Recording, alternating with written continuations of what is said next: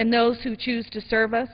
So, Mr. Speaker, I rise in opposition to H.R. 1, and I urge my colleagues to really look at this bill closely and make sure that our communities aren't paying, but the real abuses that got us here, that's where the cuts should begin. I yield back the balance of my time. Gentlewoman yields back. The chair recognizes the gentleman from American Samoa, Mr. Falawea Vanga, for 5 minutes. Without objection, the gentleman is recognized.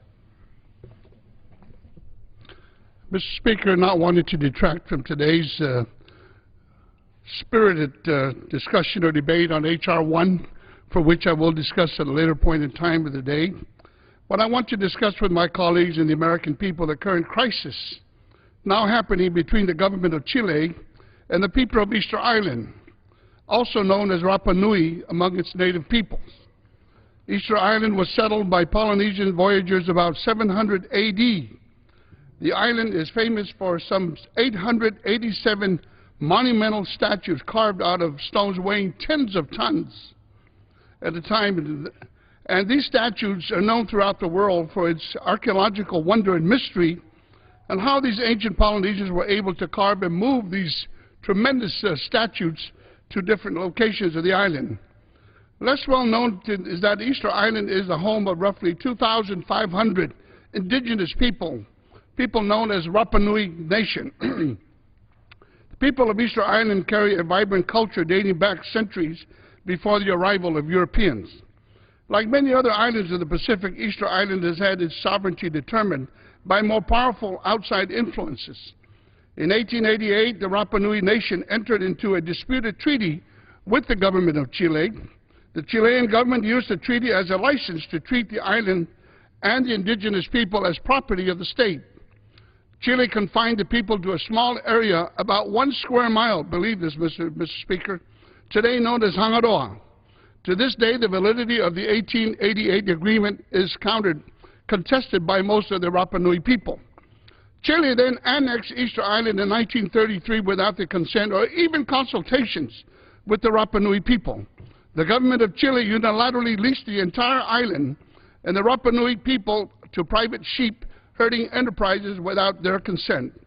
The lands that were wrongfully taken from the Rapa Nui people have not been restored. Instead of returning the land to their rightful owners, the Chilean government continued to favor private enterprises interested in exploiting the Rapa Nui culture for private gain. In addition, Mr. Speaker, to the serious land rights disputes, several other issues threaten the livelihood of the people of Rapa Nui. For example, roughly 50,000 tourists each year flock to Easter Island to view these huge moai statues. Yet the Chilean policies prevent the Rapa Nui people from benefiting from its tourism industry. Non-indigenous individuals and corporations possess most of the land, while jobs related to tourism often go to continental Chileans. Uncontrolled migration to the island has caused widespread unemployment among the native people, exploitation of natural resources, and increased pollution. Within this context, Mr. Speaker, the Rapa Nui Nation began taking a stand. In July and August of last year, the Rapa Nui Nation and the people wrote several letters to the President of Chile, Sebastian Pinera, to negotiate a peaceful solution to the underlying problems of Chile's relationship with the people of Easter Island. The Rapa Nui people also began to peacefully reoccupy their ancestral lands, including the Hotel Hangaroa, five-star hotel supposedly being built by the Cheese family, a non-indigenous family on land belonging to the people of Rapa Nui. Mr. Speaker, the government of Chile reacted to the occupation by initiating dialogue between the government representing the Rapa Nui individuals. Problem here is that the Chilean government has sent military police to this little island, which is 2,300 miles from Chile. I can't believe, Mr. Speaker, we have 17 million people, good people living in Chile, sending police forces to take control of this little island that was possessed by some 2,300 Rapa Nuians, and they're not even been given any consultation or even an opportunity to conduct consultations, serious consultations with the government of Chile. Mr. Speaker, I sincerely hope that the government of Chile to begin a dialogue for ways to help the Rapa Nui people achieve a greater sense of self-determination and self-governance in their lands. I ask President Piñera to advocate for a more positive approach for partnership and dialogue with the indigenous people of Easter Island. It is my honest belief that the indigenous people of Easter Island do not wish any harm to the good people of Chile, nor is there a possibility that the people of Easter Island will ever pose a threat to the military and strategic or national security interests of the people and the government of Chile.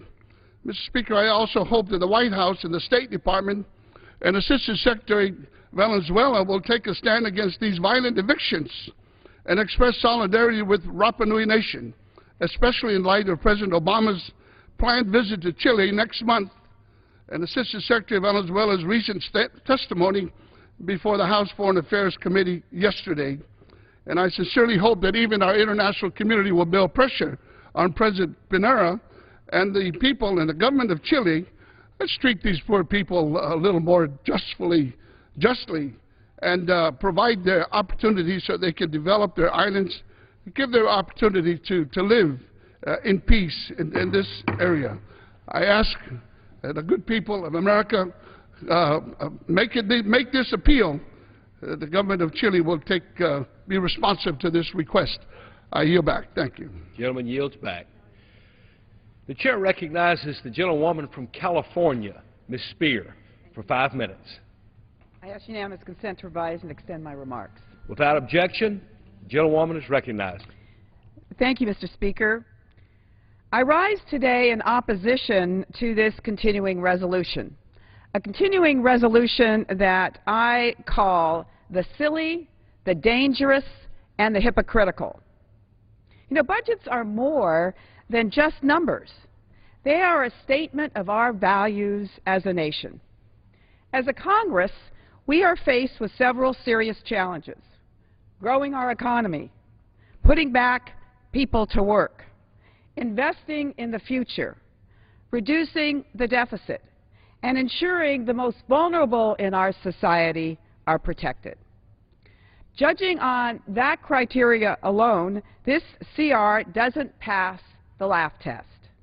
It would cut 300,000 private sector transportation jobs, ensuring our construction workers are receiving unemployment checks instead of paychecks.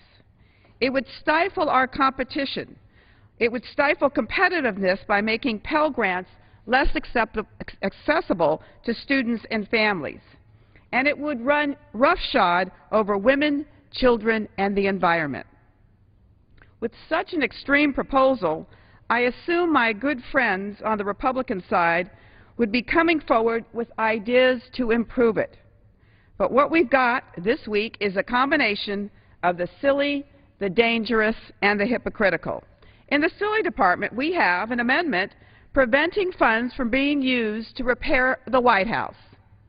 Now, ironically, right now, going on in the Rayburn building are remodeling of hearing rooms that I guess the chairman of these committees have found no need to halt. How much money is being spent there? Or how about the amendment preventing funds from being used for President Obama's teleprompter? Oh, right, we're going to cut $3,000 from the budget. That's really going to help us. You know, I'd expect this sort of hyper-partisanship on cable TV, but not in a budget debate. Under dangerous, we have several provisions gutting environmental protection, rolling back EPA regulations on clean air and clean water, and reducing our investment in clean energy, making America even more dependent on foreign oil. Well, how many more solar panels do we want manufactured in China? How about the amendment undermining a third-party testing requirement at the Consumer Product Safety Commission? Great. So let's have Chinese companies pour in more tainted toys, more lead and cadmium-filled toys for our kids. How about the reduction in funding for our first responders, meaning there will be less cops and less firefighters in every single neighborhood in this country? Or how about the amendment preventing funding for the Consumer Financial Protection Bureau, meaning big banks can call the shots again. Have we learned nothing from the financial meltdown over the last 3 years?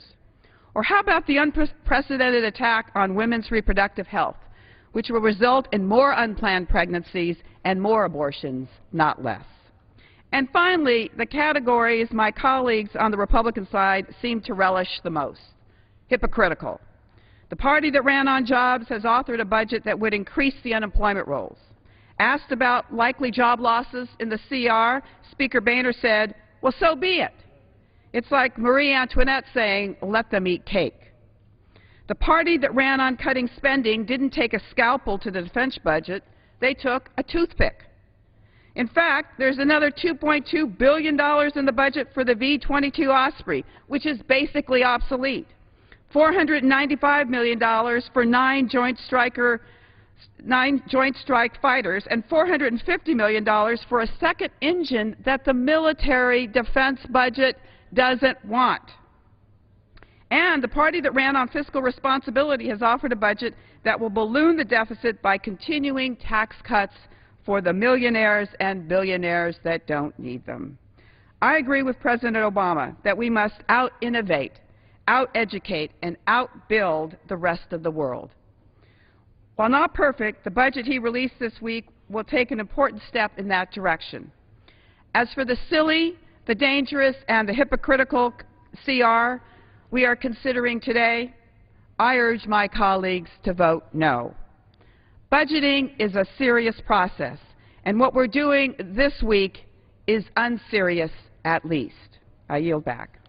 The gentlewoman yields back. The chair recognizes the gentleman from Connecticut, Mr. Murphy, for 3 minutes. Thank you, Mr. Speaker. Mr. Speaker, on a day that we're talking about the continuing resolution, I want to talk about a body that may someday be judging the continuing resolution, the Supreme Court. There's perhaps nothing more important to the preservation of our democracy than the continued guaranteed impartiality of our Supreme Court. It's a uniquely American institution. It's been given enormous power to invalidate American laws, and it needs to be dispensed with complete blind justice, blind to outside influence. However, this nation's confidence in the blind justice of the Supreme Court has been badly shaken recently by a series of revelations regarding possible conflicts of interest by Justice Scalia and Justice Thomas in the Citizens United case. This landmark 5-4 decision overturned restrictions on corporate funding that had been in place since 1947, and immediately thereafter, millions and millions of dollars in shadowy special interest group flowed into American campaigns. Now, 2 of the main benefactors of these groups were Charles and David Koch, billionaire brothers who operate a Kansas-based energy business. They spent about $2.6 billion that we know about in the 2010 election cycle, and likely a lot more in anonymous donations. Now, in addition to funding these outside groups, they also organize a lot of conferences in which they gather people of like mind to discuss their radical views and plot strategies to benefit their interests. Now, if I were to ask somebody on a main street in my district if they would be comfortable with a Supreme Court justice attending a conference like this, having their plane flight and the hotel all paid for by the special interest, I know what their answer would be. They'd say, no way. Yet Justice Scalia and Justice Thomas did just that, and they thought it was just fine. They didn't recuse themselves from the Citizens United decision at all. But here's the real problem. Now, this could be just an isolated problem to the Citizens United case, or it could be much more widespread, with justices conflicted on several fronts, refusing to disclose themselves when they have actual conflicts of interest. But we have no idea, because right now there is no law requiring Supreme Court justices to disclose their conflicts of interest, as is required of all other federal justices. Now, I don't believe that we should be meddling in the day-to-day business of the Supreme Court. I get why there is great wisdom in separating legislative and judicial functions, but there's no undue burden in just requiring sunlight on Supreme Court proceedings. So when we return to Washington after the recess, I will be introducing legislation to do just that, to implement a few reasonable reforms to add greater transparency and disclosure requirements on the Supreme Court. I hope my colleagues will join me. My legislation will apply the Judicial Conference's Code of Conduct to the Supreme Court, which now applies to all other federal judges. It will require the justices to simply publicly disclose why they've recused themselves from a particular case. And it will ask the court to develop a simple process so that the parties to a case can request the court to decide whether a particular justice has a conflict of interest. I think this is an important step forward for transparency in our democracy and on the Supreme Court, and I ask my colleagues to join me in this important legislation. Gentleman yields. The chair recognizes the gentlewoman from California, Ms. Chu, for 2 minutes.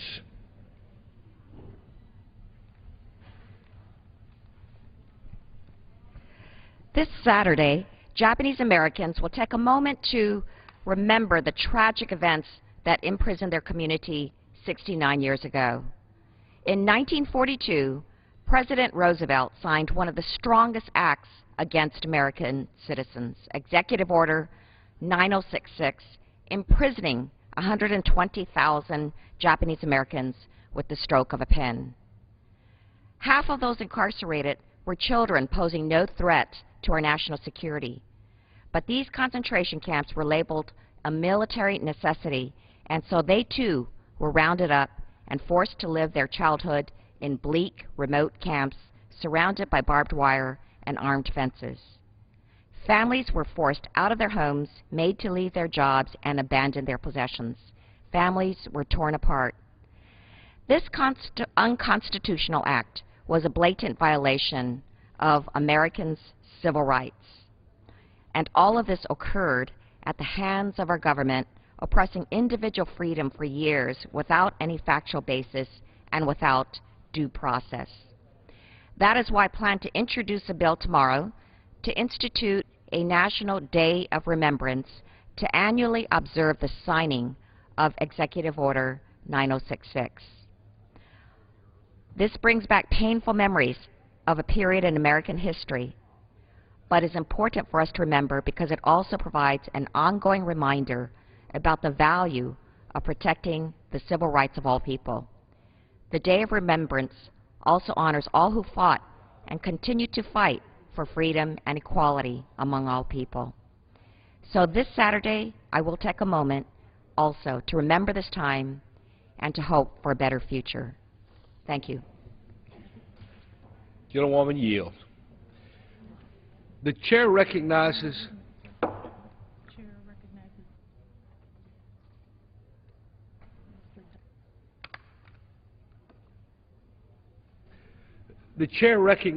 the gentleman from Indiana, Mr. Donnelly, for 2 minutes. Thank you, Mr. Speaker. Mr. Speaker, I rise to speak on H.R. 1. Access to an affordable, quality education is part of the American dream.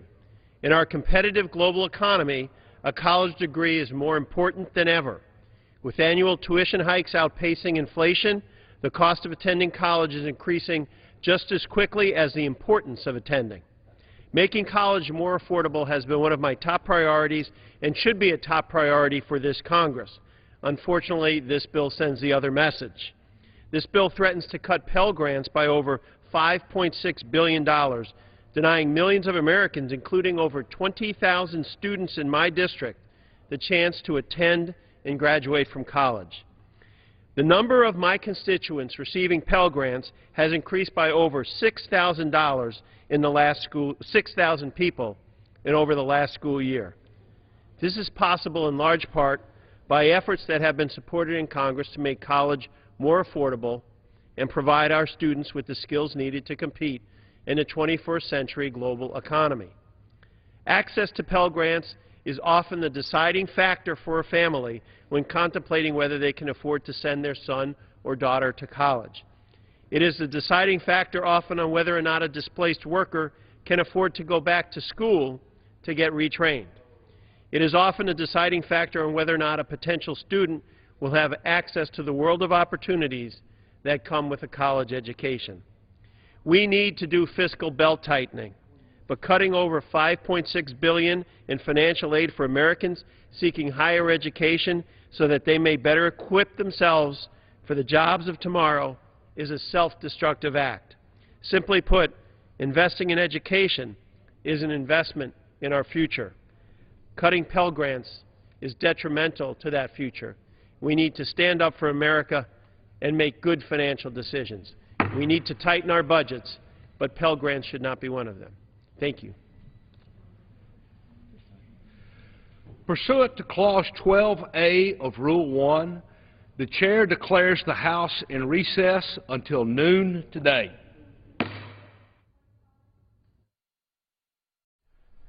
So as you heard, the House returns at noon Eastern to consider Senate changes to the Patriot Act extension that the House